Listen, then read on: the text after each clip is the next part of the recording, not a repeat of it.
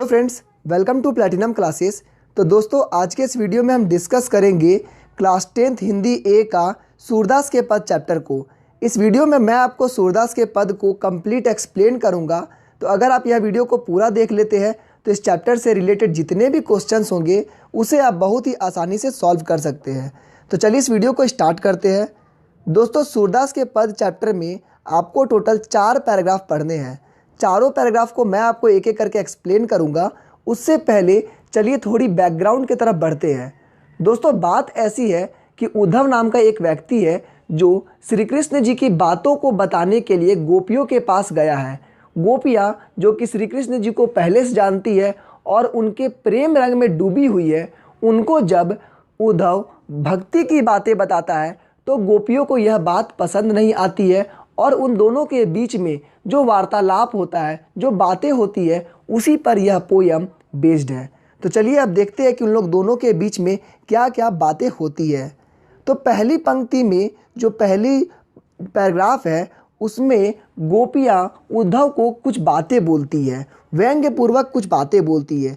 वे कहती है कि तुम बहुत ही भाग्यशाली हो जो कृष्ण के पास रहकर भी उनके प्रेम और स्नेह से वंचित हो। तुम कमल के उस पत्ते के समान हो जो रहता तो जल में है परंतु डूबने से बचा रहता है। यहाँ पर गोपियाँ कहती है उद्धव को कि तुम कृष्ण के साथ रहने के बावजूद उनके प्रेम की बातों को नहीं समझ पाए, बल्कि तुम भक्ति की अलग राह में चले गए हो। तुम उनके जो बातें हैं, जो उनकी जो मेन बातें हैं, उनको नहीं समझ पाए। तुम कमल के पत्ते के समान हो कि जल में रहने के बावजूद भी तुम नहीं डूब रहे हो। जिस प्रकार तेल की गगरी को जल में भिगोने पर भी उस पर पानी की एक भी बूंद नहीं ठहर पाती, ठीक उसी प्रकार तुम श्री कृष्ण रूपी प्रेम की नदी के साथ रहते हुए भी उसमें स्नान करने की बात तो दूर, तुम श्री कृष्ण की प्रेम की एक छींट भी तुम पर नहीं पड़ी। यहाँ पर गोपियाँ उद्धव को कहती है कि जिस प्रकार से जो तेल की गगरी होती है उसको पानी में डुबा देंगे और जब निकालेंगे तो उसमें एक बूंद भी नहीं रहता है, उसी प्रकार से तुम श्री कृष्ण के साथ बहुत दिनों तक रहे, हमेशा रहे, लेकिन फिर भी तुम्हारे में जो उनकी प्रेम की बातें हैं एक बूंद भी आपको नहीं पता चली। तुमको प्रेम की बातें बिल्कुल भी समझ में नहीं आ रही है। तुमने कभी प्रीति रूपी नदी में पैर नहीं डुबोए। तुम बहुत विद्यावान हो इसलिए कृष्ण के प्रेम में नहीं रंगे, परंतु हम भोली भाली गोपियाँ हैं इसलिए हम उनके प्रति ठीक उस तरह आकर्षित है जैसे चींटियाँ गुड़ के प्रति आकर्षित है। हमें उनके प्रेम में लीन है। वे कहती है कि तुम इतने विद्यावान हो गए हो, तुम इतने पढ़े लिखे हो गए हो कि प्रेम रूपी जो गंगा है, प्रेम रूपी जो सागर है, उसमें तुम नहीं डूब पाए। और हम तो अनपढ़ है, हमें पढ़े लिखे नहीं है, तब भी मैं कृष्ण की जो बातें हैं, कृष्ण की जो प्रेम की बातें हैं, उसमें हम लोग डूब गए हैं। तो इस प्रकार से पहली पंक्ति में जो गोपियाँ हैं वो उद्धव से कहती है कि तुम कृष्ण जी के साथ रहने के बावजूद उनके रंग में नहीं रंगे और बल्कि तुम भक्ति की बातें कर रहे हो। इसी को अलग अलग एग्जाम्पल के द्वारा उन्होंने समझाया है। तो दोस्तों, आपको इसको अच्छे से नोट कर लेना है। नेक्स्ट पैराग्राफ में गोपियाँ कहती है उद्धव से कि उनकी मन की बात मन में ही रह गया। वे कृष्ण से बहुत कहना चाहती थी परंतु अब वे नहीं कह पाएंगी। इस पंक्ति में वह कहती है कि कृष्ण जी उन लोगों को जो छोड़कर चले गए हैं, तो इस बात पे उनको दुख है कि वे जब चले गए हैं तो उनसे कुछ बातें करनी बाकी थी, वो अब बाकी ही रह गया। अब जब तक श्री कृष्ण जी आएंगे नहीं तब तक वे अपनी बातों को नहीं बता पाएंगी। वे कृष्ण से बहुत कुछ कहना चाहती थी परंतु अब वे नहीं कह पाएंगी।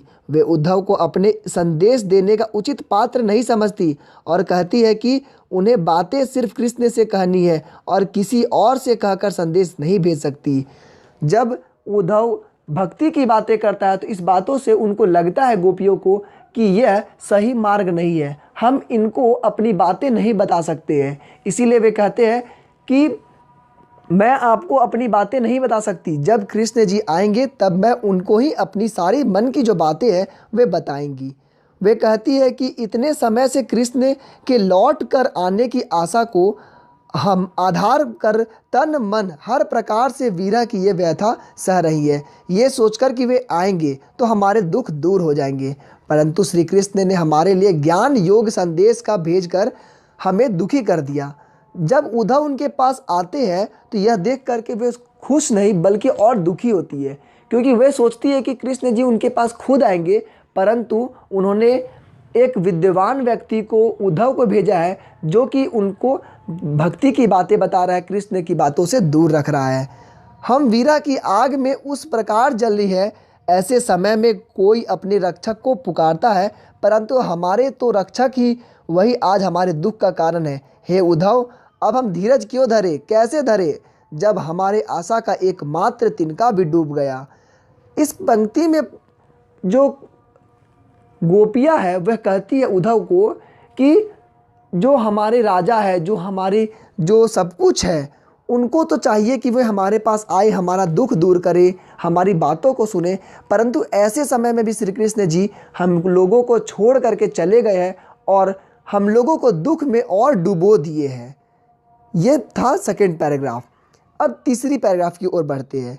तीसरी पैराग्राफ में गोपियाँ कहती है कि कृष्ण उनके लिए हारिल की लकड़ी है। इसको बहुत ही अच्छे से समझ लीजिएगा। श्री कृष्ण उनके लिए हारिल की लकड़ी है। जिस तरह हारिल पक्षी लकड़ी के टुकड़े को अपने जीवन का सहारा मानती है, उसी प्रकार श्री कृष्ण भी गोपियों के जीने का आधार है। तो गोपियाँ अपनी बातों को मनवाने के लिए उद्धव से कहती है कि हारिल पक्षी जो है वो तिनके को अपना सहारा मान लेती है अपने जीवन का, उसी प्रकार हमारे जीवन का जो सहारा है वो श्री कृष्ण है। गोपियाँ कहती है कि जागते सोते दिन रात स्वप्न में रोम रोम में कृष्ण का नाम जपते हैं। उन्हें उद्धव का संदेश कड़वी ककड़ी के समान लगता है। कड़वी ककड़ी के समान, बिल्कुल भी उनको उद्धव का बातें अच्छी नहीं लगी। हमें कृष्ण के प्रेम का रोग लग चुका है। अब हम आपके कहने पर योग रोग नहीं लगा सकती, क्योंकि हमने तो इसके बारे में कभी सुना न देखा न कभी भोगा है। तो वह कहती है कि मुझे प्रेम रोग लग चुका है। अब आप जो भक्ति का रोग, अब आप जो ज्ञान का रोग आप मुझे लगाने चाहते हैं, अब मैं उसको नहीं लगाना चाहती, क्योंकि मैं कभी इसके बारे में ना सुनी हूँ न देखी हूँ, आज मैं पहली बार सुन रही हूँ। तो इसीलिए वे कहती है कि मेरा मन अब चंचल हो चुका है, हमारा मन पहले ही कहीं और लग चुका है। अब ये कहती है कि अब हम कहीं और मन नहीं लगाएंगे, अब हमारे श्री कृष्ण के प्रति हमारा मन लगा हुआ है। चौथी पैराग्राफ में कहती है, इसमें बेसिकली राजनीति के बारे में बताती है कि राजा को क्या करना चाहिए, राजा किस तरह का होता है, तो इसको भी अच्छे से समझ लीजिएगा। चौथी पैराग्राफ में कहती है कि श्री कृष्ण ने राजनीति पढ़ ली है, जो कि मधुर उद्धव के द्वारा सब समाचार प्राप्त कर लेते हैं और उन्हीं को माध्यम बनाकर संदेश भेजते हैं। जब वो उद्धव आते हैं तो इस बात से वह दुखी होकर के बोलती है कि श्री कृष्ण जी तो राजनीति पढ़ चुके हैं और अब उद्धव को भेज रहे हैं, उन्हीं के द्वारा संदेश प्राप्त कर रहे हैं, उनके पास खुद का समय नहीं कि वे खुद मेरे पास आकर के बातें कर ले। उन्होंने उद्धव को भंवरा कहकर दर्शाया है। भंवरा कहकर इसलिए दर्शाया है कि जो कि पहले से चालाक है, परंतु श्री कृष्ण की जो राजनीति का पाठ है उसको पढ़ने के बाद और भी चालाक हो गया है और बड़ी चतुराई पूर्वक अपनी बातों को हमें मनवाना चाहता है। तो उद्धव की बातों को नहीं मानते हुए वे कहती है कि ये बिल्कुल एक भंवरे की तरह बन गया है, जो कि बहुत चालाक है, और कृष्ण जी की राजनीति का पाठ पढ़ने के बाद यह और भी चालाक होता गया है। गोपियाँ उद्धव से कहती है कि आप जाकर कहिएगा, यहाँ से मथुरा जाते वक्त श्री कृष्ण ने हमारा मन अपने साथ ले गए हैं और उसे वापस कर दे। वे कहती है कि जो श्री कृष्ण जी जब वह यहाँ से गए थे तो हमारा मन भी लेते गए हैं, तो उसको कम से कम वापस कर दे। उनके अनुसार किसी भी राजा का परम कर्तव्य होता है कि वह अपनी प्रजा का सुख दुख में साथी हो, परंतु श्री कृष्ण जी तो खुद दुख का कारण बन चुके हैं। इस बात से वे निराश होकर के उद्धव को भेज देती है। दोस्तों, ये चौथा पैराग्राफ था। यहाँ पर आपका पोयम कंप्लीट हो जाता है। आई थिंक कि आप लोगों को यह चैप्टर में बिल्कुल भी कहीं प्रॉब्लम नहीं हुआ होगा। अगर आपको वीडियो अच्छा लगा है तो लाइक कर दीजिए और कमेंट में ज़रूर बताइए कि इसमें क्या क्या चेंजेस चाहिए और आप क्या क्या एक्सपेक्ट करते हैं। आज के इस वीडियो में बस इतना ही। Thank you and have a nice day.